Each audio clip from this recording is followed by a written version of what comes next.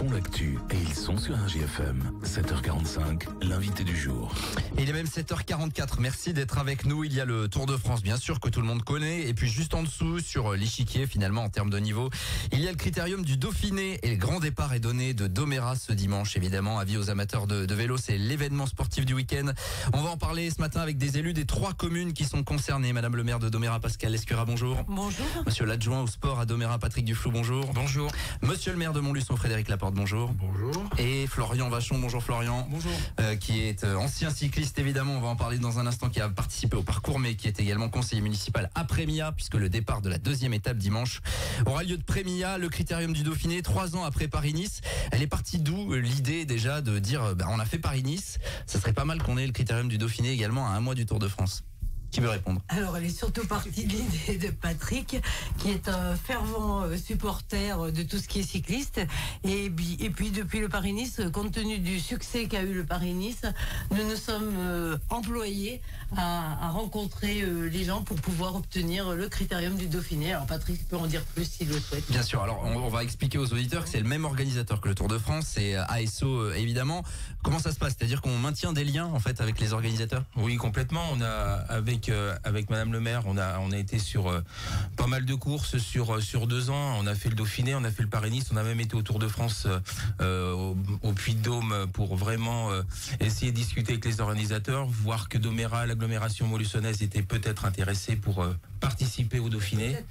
Et donc du coup, voilà, on est vraiment content de ce résultat aujourd'hui, quoi. Comment ça se passe? C'est un peu du lobbying, en fait, de tout le monde pour montrer finalement aux organisateurs, on est là, on est prêt à vous accueillir et dans de bonnes conditions. Alors ça, c'est de la rencontre, c'est du relationnel, et on avait surtout envie de valoriser notre département de l'Allier, puisque le critérium, c'est la première année où il est parti l'année dernière de l'Allier, et nous on avait envie, de valoriser notre territoire, notre département, notre bassin, et très rapidement on s'est tous mis d'accord avec Frédéric Laporte, avec Bernard Pozzoli pour que Montluçon Communauté puisse rayonner, que notre territoire et notre département puissent rayonner. C'était un des principaux objectifs, parce que c'est un grand événement international, et c'est super important qu'on puisse.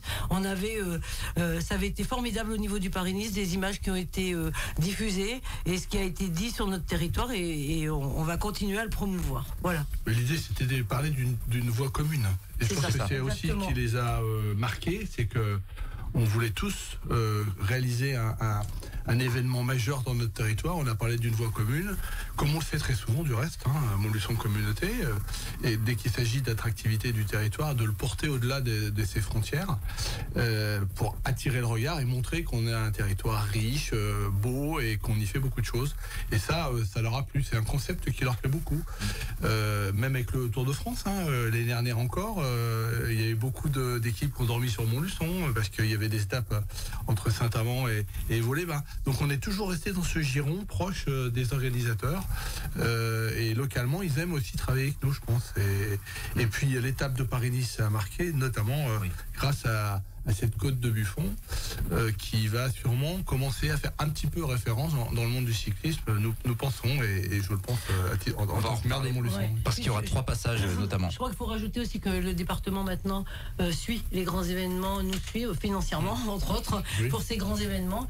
Et puis on a eu la chance d'avoir le partenariat de Florian, ancien cycliste, qui nous a beaucoup aidé dans l'élaboration du parcours. Au niveau du parcours. Voilà. Bien sûr, parce que ASO, vous leur préparez, alors vous leur présentez quelque chose, évidemment, eux ils s'adaptent derrière, bien évidemment. Florian, comment tu as justement travaillé? Alors la double casquette là d'ancien coureur, évidemment, tu connais tous les rouages finalement, mais aussi de conseiller municipal de Prémia, puisqu'on rappelle que lundi la course s'élancera de Prémia. Comment tu as travaillé justement sur les parcours, par exemple? Un petit peu dans la suite de ce qui vient d'être dit, c'est de mettre en valeur notre territoire. J'ai certes connu, et je connais bien les routes du coin. Et le but, c'était de les mettre en valeur. Tous nos secteurs qui, à l'avenir, peuvent attirer du monde, que ce soit Troncé, la vallée du Cher. Voilà, c'est ce que j'ai voulu mettre en avant, et un circuit final avec Buffon qui a été, pour ASO, une révélation. Ouais, parce qu'on se souvient. Je pense que vraiment, c'est une vraie révélation, je pense. Complètement. Vraiment, ils l'ont dit. Pour la petite anecdote, d'ailleurs, elle n'était pas à la base sur le circuit final, initialement, qu'on avait tracé. Et c'est eux qui l'ont demandé quand ils sont venus faire la reconnaissance, en disant mais il n'y a pas possibilité de venir chercher Buffon à quelques kilomètres de l'arrivée. Donc on a retravaillé le projet du coup. Ouais, bien sûr, cette montée de Buffon qui sera empruntée 3 fois finalement parce qu'il y a un parcours final. Alors c'est 800 mètres à 6%, à 8% de pente moyenne, mais on sait que vers le haut, la bascule, il y a quand même des rampes qui peuvent faire des différences. 14-15%. Ouais. C'est ça, avec en plus une arrivée qui sera toute proche. Frédéric Laporte, oui, cette dimension, la jouée collectif, elle est très importante et ça se voit encore puisque vous êtes présents des élus des 3 communes ce matin. Oui, pour nous, c'est vraiment essentiel. Depuis quelques années, c'est vraiment ce qu'on essaie de porter ensemble, les élus du territoire, de porter des événements, de porter des organisations, de porter des constructions de structures, des projets ensemble, mais pas de les porter que pour nous. Évidemment, les porter pour les habitants du territoire, c'est essentiel, mais de les porter au-delà de nos frontières. On a un vrai besoin de reconnaissance. Quand les gens viennent sur le territoire, la plupart du temps, ils sont enchantés, mais c'est vrai qu'il y a cette appréhension encore à venir, et ce genre d'événement, ça va nous permettre de communiquer bien au-delà des frontières même nationales. Et quand on voit des entreprises locales qui ont un gros besoin de recrutement, il faut qu'on montre de la positivité de notre territoire. Et le vélo, c'est un sport, malgré quelques évidemment vicissitudes, mais c'est un sport très positif, c'est un sport très populaire, qui produit de magnifiques images. Il va faire beau, on va avoir beaucoup d'éléments favorables. Le seul petit problème, si je peux dire, c'est que malheureusement les temps de saut sera vide par rapport aux images. Par rapport aux images du Paris-Nice, parce que c'est vrai que quand le ciel est bleu, que les temps est plein, c'est vraiment mais bon, presque féerique. Il est vert, ça donne d'autres images finalement. C'est ça. On verra ça évidemment parce qu'on rappelle que la course est retransmise dans le monde entier. En plus de l'événement sportif en tant que tel, c'est vraiment ce qu'on cherche à développer. Et la volonté aussi d'organiser des animations autour de ça, parce que je crois que chacun et chacune dans vos communes, vous êtes mobilisés. Peut-être commencer par Domérat où sera donné le départ donc dimanche matin, centre Albert-Poncet. Allez sur le www.rjfm.net, on vous a partagé toutes les infos. Je le dis ce matin, il y aura plein de choses mises en place, notamment place Bacchus à Domérat. Il y aura plein de choses, place Bacchus, que ce soit des animations, un marché du terroir et tout. Et je veux préciser que Domérat commence la veille avec le lancement des quartiers d'été et puis en même temps l'accueil des nouveaux habitants, un concert avec l'accueil de tous les gens qui voudront venir, y compris les gens d'ASO et peut-être des têtes connues. Et donc c'est important, et toute la journée après du dimanche, enfin surtout le matin, le départ et plein d'animations pour que tout le monde en profite. Ce que je voulais rajouter, c'est que le cyclisme est très fédérateur et d'autant plus c'est un sport qui est gratuit. On ne paye pas de ticket d'entrée, donc toutes les générations peuvent venir, de la poussette jusqu'à 100 et quelques années. Tout le monde peut venir, tout le monde peut en profiter. C'est très fédérateur et ça touche toutes les classes. Voilà. Et je rajouterais juste à ça, on est à proximité des coureurs quand ils sont en plein effort sur le bord des routes. Ce qui est un peu différent par rapport à des terrains de sport différents. Surtout sur la côte de Buffon. C'est patrimoine mondial. Ils seront très accessibles le matin, je pense qu'il faut que vous le précisiez aussi, le matin à 8h. Au matin à partir de 8h, oui, ça sera ouvert au niveau du centre Albert-Poncet, donc tous les bus seront accessibles au public, donc ça sera vraiment très important par rapport à ce qu'on avait connu pour le Paris-Nice où c'était un petit peu bloqué, donc du coup là tout sera accessible. Voilà. On rappelle que par rapport au Tour de France, c'est quand même moins, il y a moins de zones inaccessibles. Voilà, c'est un peu plus cool entre guillemets, encore que. C'est des coureurs plus simples sur le Dauphiné. Et puis même, on va dire vis-à-vis d'eux, ils sont moins dans leur bulle de concentration. Pardon. Que le Tour de France. Il est plus facile d'aller les approcher. Bien sûr. Patrick Duflo, juste. Ça sera la même chose. Les zones de départ. Ça sera juste un petit peu plus tard. Par contre, ça sera le départ et à midi. Donc les coureurs sont au niveau des paddocks au niveau de 10h. Et il y a une présentation des équipes aussi sur chaque zone de départ. Autour de l'étang de Saut. Il y a lundi matin. Oui, voilà.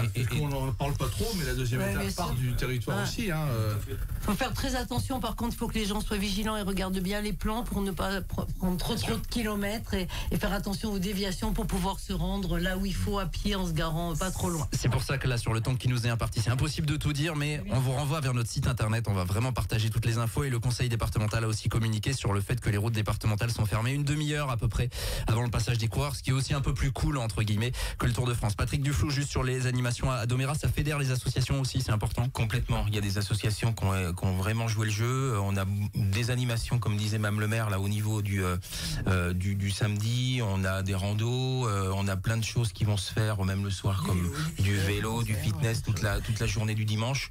Oui, les associations ont joué le jeu, on est très très contents et comme on disait, ça fédère vraiment beaucoup de monde et ça permet à la collectivité d'être vraiment... On a fédéré tous les services de la collectivité, que ce soit les services techniques, la crèche, les enfants, tout le monde autour de cette manifestation. Et c'est très fédérateur, que ce soit la population ou les services, et c'est très important. Et Frédéric Laporte, juste, je te coupe, Patrick, juste Frédéric, parce que je vois le temps qui est, et je vois surtout le monsieur là qui regarde l'heure et qui va dans un instant me gronder. Frédéric Laporte, la montée de Buffon, on a bien compris que vous allez demander une inscription au patrimoine mondial de l'UNESCO très prochainement. Et il y aura vendredi, dès demain d'ailleurs, une montée, une animation autour de cette rue Buffon, parce que vous avez souhaité... Une animation parce que je ne sais plus dans quelle commune du Puy-de-Dôme il y a une course comme ça d'une côte à Clermont. C'est bon, voilà. Et on se dit finalement, puisqu'Alesso nous dit que c'est une montée un petit peu particulière et sûrement qui peut faire référence, et ben on va essayer de s'inscrire dans ce calendrier et se dire chaque année on va organiser la montée de la rue Buffon. Alors bon, là on l'a fait coller avec l'événement, c'est l'occasion de lancer cette manifestation, mais je pense qu'elle aura besoin de vivre. Et puis alors nous l'arrivée est moins centrale que le départ de Domérat, puisque c'est vers les quartiers de avenue Jean-Nègre à Bien-Assis. Voilà, à Bien-Assis. Donc nos animations vont se concentrer plutôt là-bas. Il y a des associations plutôt autour du sport et du sport cycliste, mais il y aura beaucoup aussi d'animations. Ce que je veux dire, c'est que le parcours Montluçonnais, c'est entre, on va dire, 13h et 14h, à peu près, ou midi et demi et 13h30. Oui, donc après 14h, les rues seront complètement libérées dans Montluçon. Les gens pourront sortir et se rendre à leurs occupations. Il y aura finalement pas tant de gêne que ça, parce que c'est vrai qu'on en entend un petit peu parler, Madame le maire de Domérat et moi-même. Oui, un petit peu. Voilà. Et c'est vrai qu'on a l'impression que quand on veut faire quelque chose, on gêne. Alors certes, on gêne, mais par rapport à l'aspect positif qu'on a essayé d'expliquer tout à l'heure, tout ça, c'est quand même, faut peser un petit peu tout ça. Donc, on est désolé pour ceux qu'on va gêner quelques minutes dans la journée de dimanche et de lundi. Lundi, il y a un faux départ dans Montluçon qui va revenir après Mélia pour le vrai départ de Prémélia aussi. L'idée, c'est de faire passer la caravane, entre guillemets, des coureurs dans la ville pour aussi montrer des images de la ville autour de Saint-Jean et de ces quartiers-là. Donc, soyez heureux, passez du bon temps, regardez des gens qui... profitez-en. Voilà, profitez-en. Après, on peut pas dire il se passe jamais rien chez nous. Bien sûr. Je vais juste déborder de 30 secondes, je me ferai engueuler, mais j'assume, pas de problème. Florian, juste sur l'aspect sportif, il y a quand même, je crois, pas loin, plus de 2000 mètres de dénivelé sur 195 km. Je crois que sur le site, c'est indiqué à 2500 mètres, quelque chose comme ça. C'est quand même pas une étape facile pour démarrer. C'est une étape piégeuse et comme ça se dit souvent sur ce type de course, ça se gagnera pas dimanche ni lundi, mais ça peut se perdre. Ils annoncent un peu de vent en plus, comme tu me l'as dit tout à l'heure, et il peut y avoir des surprises. Il faudra que les coureurs soient vigilants, en effet. On vous invite à aller sur les sites internet, les réseaux sociaux des 3 communes concernées. On rappelle donc dimanche, départ de Domérat dès le début de matinée avec l'arrivée des coureurs avant, arrivée à Montluçon, avenue Jean-Nègre le dimanche en début d'après-midi, et puis départ de Prémélia direction Issoire dans le Puy-de-Dôme. Ça, ce sera pour lundi matin autour de l'étang de Sceaux. Même s'il n'y a pas d'eau, il y aura des belles images, bien évidemment. Merci à tous les 4 d'être venus ce matin. Merci à vous, et puis toutes les infos sur notre site internet, et à dimanche et lundi, évidemment. Donc pas ça, on a débordé un peu, il est 7h57, à tout de suite. Tous les matins, 7h45, l'invité du jour en direct sur RJFM. Retrouvez l'invité du jour en podcast sur rjfm.net et l'appli RJFM, mais aussi en replay vidéo sur YouTube et Facebook. RJFM. Propriétaires, locataires, curieux ou concernés, le forum Habitat Logement vous ouvre ses portes le samedi 14 juin de 10h à 18h au pavillon du lac à Néry-les-Bains. Un projet de travaux, des aides à débloquer, des questions à poser? Assistez aux conférences, découvrez les guides couleurs pour vos façades, rencontrez plus de 30 exposants, artisans, notaires, agents immobiliers, banquiers, diagnostiqueurs, bailleurs sociaux et de nombreux autres partenaires. De nombreux conseils et infos pour mieux vivre chez soi. Un événement organisé par Commentry Montmarault Néry Communauté aux côtés de Solia Allier. Entrée gratuite.